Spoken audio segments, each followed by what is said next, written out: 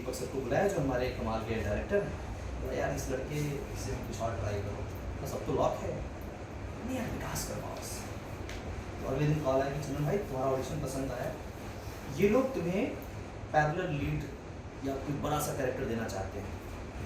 मुझे लगा कि लोग क्योंकि मैं सिर्फ 1 डे 2 डे करके, मुझे तो यही मेरी ज़िंदगी, और मैं ये सोच के आया था 15-20 साल 1 डे 2 डे नहीं, यही सब मैं ये सोचा कि रगड़ना है, भागना है।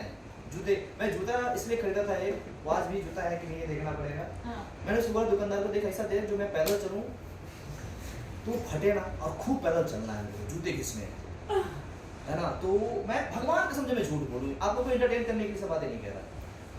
वो दुकान आज भी मुझे याद है, ये अंधेरी स्टेशन के सामने एक बाटा का शोरूम था, तो उसमें ना पावर करके उसका एक ब्रांड आता है, कोई है बाटा उसी का, तो उसी में से 1500-1600 में जूता करता था सिर्फ पैदल चलने के लिए। और पैदल इसलिए कि भाई रोज 500 रुपये बच, मान लो ऑडिशन नहीं हुआ कहीं, लेकिन बरसों बाद से घूमते हुए जो आए पूरा 500-600 रुपया तो 500-600 रुपया तो बचा लिया हमने। बकवास की बातें दिमाग में आती थी मेरे। हाँ। खैर, तो उन्होंने 20-25 दिन बाद देखा ऑडिशन, अगले दिन आया कि भाई ये देखिए उन्होंने 5 पेज का ऑडिशन, मना कर दे क्या, क्योंकि यार ये सब चीज मतलब हम इसके लिए आप तो सीरियस हो रहे हैं मामा, आप क्या कर रहे हैं? हाँ ये क्या है, ये तो हल्के में मजे में भाई।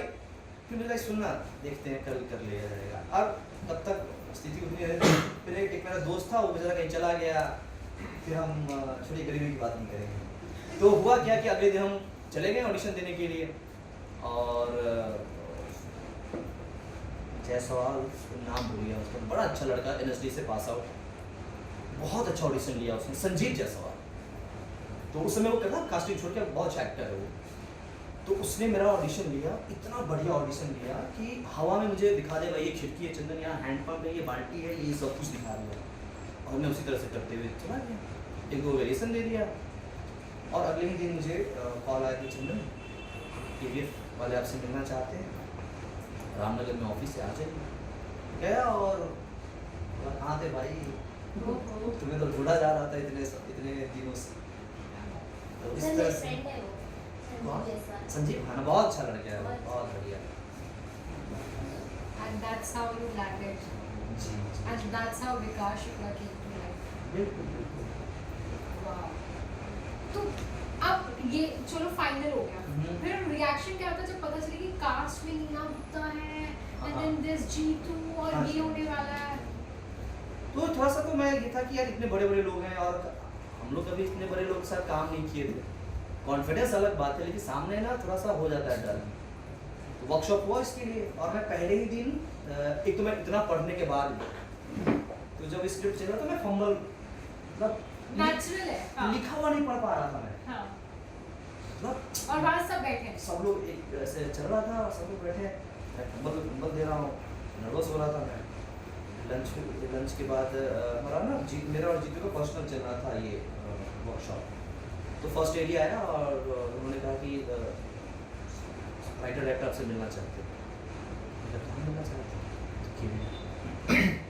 तो वो जो समझिए कि मुश्किल से 10 सेकेंड का रास्ता रहा होगा या 7-8 सेकेंड का रास्ता रहा होगा। उसमें मैंने सोच लिया कि बस फिर से अपना 1 डे 2 डे जिंदाबाद, कोई दिक्कत नहीं है, हटा दीजिए, चले जाऊँगा, कोई बात नहीं।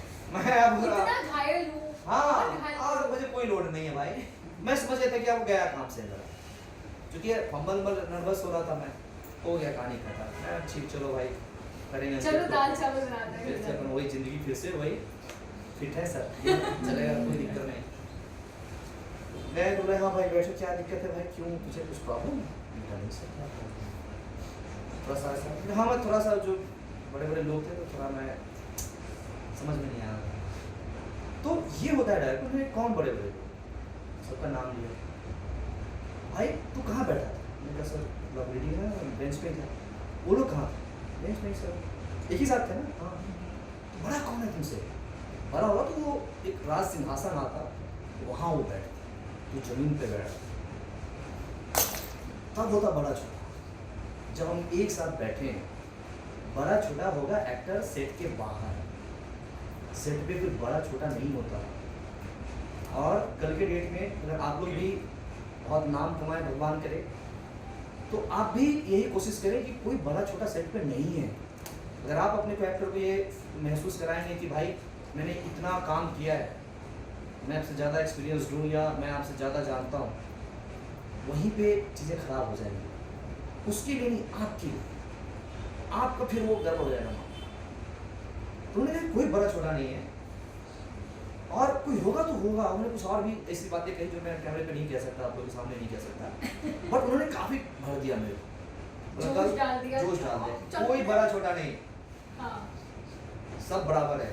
बिल्कुल। और कल से तुम किसी को गुड मॉर्निंग रात को तुमने अपने जोश में आना। कितने बजे आते हो तुम? 10 बजे, और तुम 10:30 में आना। बिना गुड मॉर्निंग आफ्टरनून किए शाम से बैठना चेयर पे, और